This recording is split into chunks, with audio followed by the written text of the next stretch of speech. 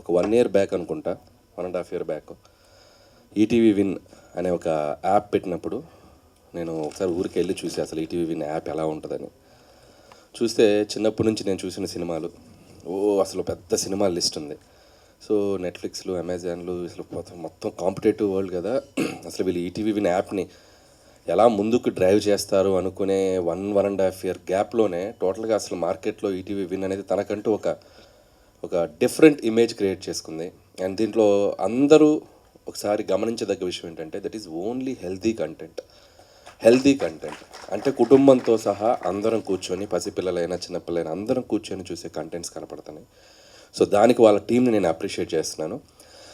And అలాగే ఇప్పుడు ఈ కొత్త ఐడియా కథాసుధ అంటే కథ మాత్రమే చెప్పే ఎటువంటి ఒక ప్లాట్ఫామ్. అంతేకాకుండా ఎంతోమంది యంగ్స్టర్స్కి, కొత్త వాళ్ళని ఇండస్ట్రీకి పరిచయం చేసుకోవడానికి, వాళ్ళలో ఉన్న ఒక టాలెంట్ని ఒక వెండితెరకి పరిచయం చేయడానికి అందరికీ ఉపయోగపడేటువంటి ఒక మంచి ఆలోచన ఇది. అండ్ దీంట్లో ఒక గొప్ప విషయం ఏంటంటే సాధారణంగా ఈ బుల్లితెర నుంచి మనం వెండితెరకి వెళ్తుంటాం. ఎంతోమంది ఇక్కడ ఏదో మనం చూపించి యూట్యూబ్లోనో షార్ట్ ఫిల్మ్స్లో చూపించి ఒక బిగ్ స్క్రీన్కి రావాలని చాలామందికి ఒక డ్రీమ్ ఉంటుంది. కానీ సో ఇలాంటి వాళ్ళందరినీ ఇన్స్పైర్ చేయడానికి వెండితెర మీద దర్శకేంద్రుడు ఉన్నటువంటి ఒక కె రాఘవేంద్రరావు గారు కూడా దిగి వచ్చి ఒక యంగ్ డైరెక్టర్ లాగా ఎప్పుడేదో కొత్త అవకాశాలు తీసుకుని ఏదో కొత్త ఫిలిం తీసినట్టు ఏదో ఇక్కడ వచ్చి నిలబడి యంగ్ టీమ్ తోటి నిలబడి ఆయన మాట్లాడుతుంటే నాకు చాలా ఇన్స్పైరింగ్ అనిపించింది. అంటే మనం సాధించింది ఏదో ఒక 7 సినిమాలు తీసేసి ఇట్లు కొట్టాం కాదురా బాబు, ఇంకా అసలు ఆయన చూసి ఇంకా ఎంత నేర్చుకోవాలి, ఎంత గ్రౌండెడ్గా ఉండాలి, ఎంత డౌన్ టు ఎర్త్ ఉండాలి, సినిమా నుంచి ఇంకా నేర్చుకోవచ్చు. అంటే ఒక సినిమా హిట్ రాగానే నాకు అంతా తెలిసిపోవటం కాదు, సినిమా అనేది ఎవ్రీడే ఒక లెసన్ మనకు కొత్తగా పరిచయం అవుతూ ఉంటుంది. యంగ్స్టర్తో పోటీ పడాలి, ఇంకా నేను ఏదో ప్రూవ్ చేసుకోవాలని చెప్పి ఆయన తప్పనకి నిజంగా హ్యాట్స్ ఆఫ్ గురుగారు, హ్యాట్స్ ఆఫ్. అండ్ అలాగే ఇందాక రాఘవేంద్ర గారితో నేను కింద కూర్చున్నప్పుడు ఒక మాట అన్నాను, 20 నిమిషాల్లో కథ చెప్పొచ్చా అని.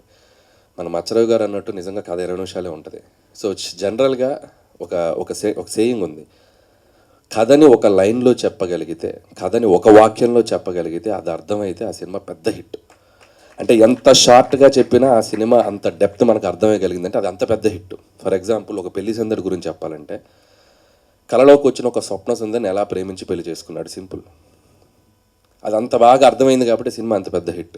ఒక ఘరానా మొగుడు ఒక పొగరెక్కిన భార్యని ఒక సాదాసీదా ఒక మెకానిక్ ఎలా దారిలో పెట్టుకున్నాడు.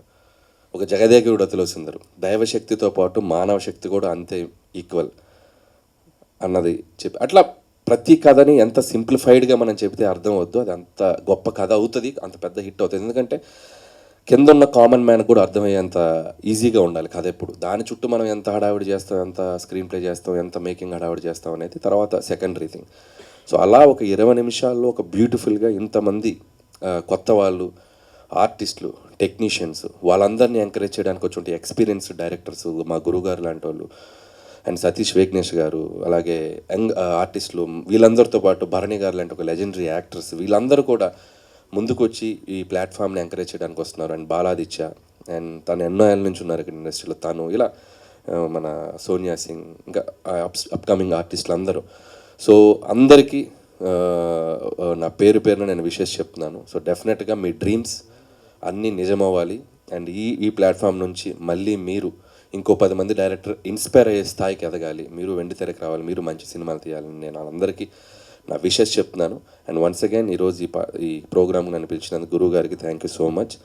అండ్ రేపు మళ్ళీ మార్నింగ్ కలుస్తున్నాం మనం. Thank you.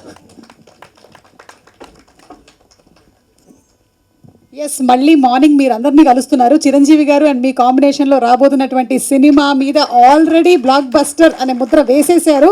సో అది ఓపెనింగ్ జరగబోతుంది. అనిల్ గారు, wishing you super success for the upcoming film అండి.